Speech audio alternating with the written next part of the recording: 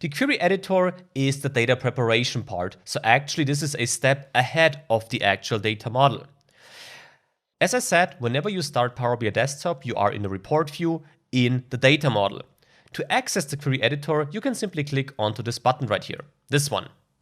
With that, we learned that already, a new window will open, so a tool inside the tool, so to say, the query editor. And this part is all about the data preparation, the connection to the source files, and about shaping our data. The interface in the query editor looks a bit different, though the general structure when it comes to 4 different core areas is kind of the same. You again have some ribbons up here, you have the actual content in the center of the screen, and then you have information to the left and to the right here. Let's again get started with the information to the left, this queries column. The queries column simply shows you all connections you have to source files. In our case, we have a single connection to the GDP data file and the corresponding data it contains. Therefore, we have one query here. In the right part of the screen, you can access settings related to this query. First, we can change the name right here if you want to, so you can simply type something right here, press enter, then the name gets updated. I won't change the name at this stage though. And you have the applied steps. The applied steps are a very important feature because undoing steps, as we just saw it in the data model, is not possible. But this applied steps is actually a way more powerful tool because you can undo steps by clicking onto this X symbol right here.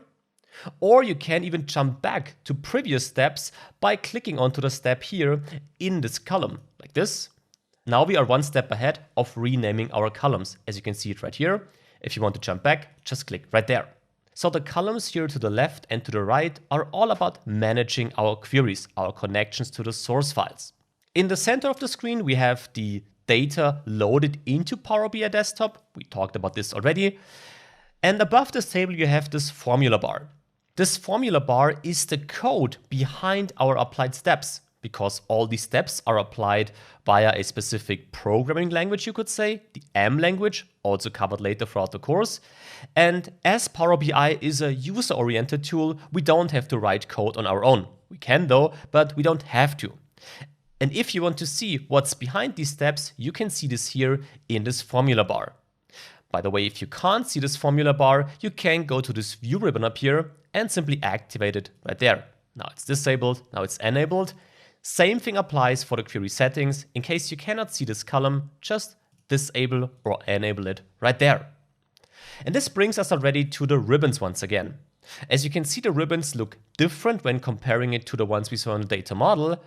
And here in the query editor, the ribbons are very important as these ribbons contain all the actions we can apply to our actual data here in the query editor.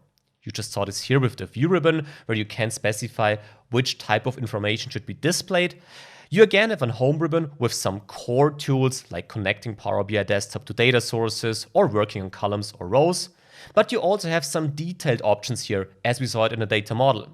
So for example, the transform part here, where you can use the first row as headers, as we did it already in the introduction project.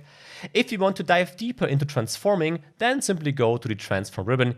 Here you have lots of options, all related to transforming or shaping data. Of course, we'll have a look at all these options throughout the course. It's just important to keep in mind that interactions with the actual data are applied either via the ribbons up here or via right-clicking onto a specific part in the actual data.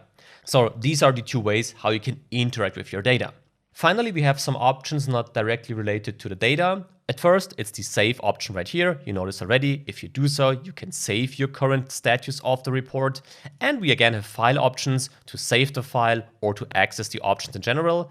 And you have close and apply or close. These are options to leave the query editor. For the moment, we can just click close and apply to do so. With that, we are back in the data model. And as we now saw the interface of the query editor and this data model, it's now time to dive into the recommended settings and also to create a blueprint project file, which we can use to follow along this course conveniently.